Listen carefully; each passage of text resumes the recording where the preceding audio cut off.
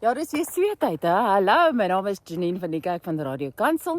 En het jy al die 3:16's in die Bybel gesien? Johannes 3:16, 1 Johannes 3:16, 2 Timoteus 3:16 sê elke skrifgedeelte is God geïnspireerd en nuttig vir onderrig, weerlegging, teregwysing en opvoeding om sy wil te gehoorsaam, sodat elke mens wat aan hom behoort, bekwaam kan wees, ten volle toegerus vir elke goeie taak. Kom ons praat oor strength training. Dis nou om spiermassa te bou. My pelle sal sommer lag as hulle hoor ek praat hieroor want ek pes strength training. Maar dit is so goed vir jou. Dis nie net goed dat jy meer kan eet nie. Dis so goed vir jou dat hulle letterlik sê jou lewenskwaliteit bly langer. Maak nie saak hoe oud jy word nie. As jy strength training reg kry, as jou spiermassa in plek is, jou postuur is beter, alles werk beter as jy hierdie ding in plek kry.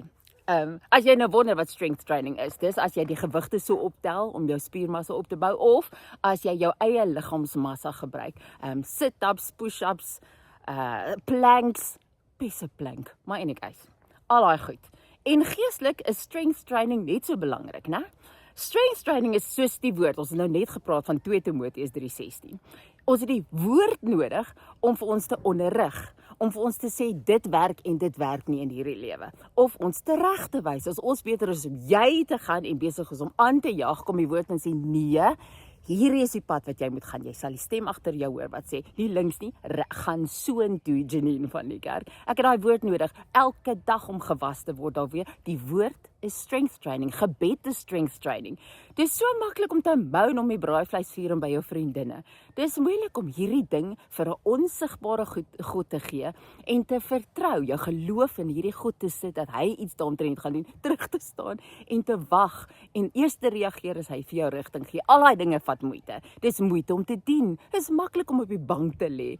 Jy's moeg, dis die einde van die dag, jy's nie lus nie. Dis moeite om lief te hê vir al die mense wat moeilik is om lief te hê. Dis alles strength training. Goed wat jy nie wil doen nie, maar wat goed is vir jou. Wat die Here vir jou sê, doen dit, dis lewe in oorvloed. Hy het nooit 'n maklike lewe beloof nie. Hy het 'n goeie lewe beloof. So as jy ook uit chicken soos ek, kom ons kyk mekaar so in die oë en ons sê vir mekaar, stop jou twak. Kry hierdie basics in plek. Lief die Here met jou hele hart en siel. Weet, soek hom in sy woord, sodat ons hom kan vind, en dan doen ons wat hy vir ons sê om te doen, dat ons sy lewe kan proe. Nou maar toe, oefening is deel daarvan, hè? Ek hou van oefening, nie van strength training nie. Ek sal gaan. Ek beloof jou, ek sal gaan. Sien jou môre.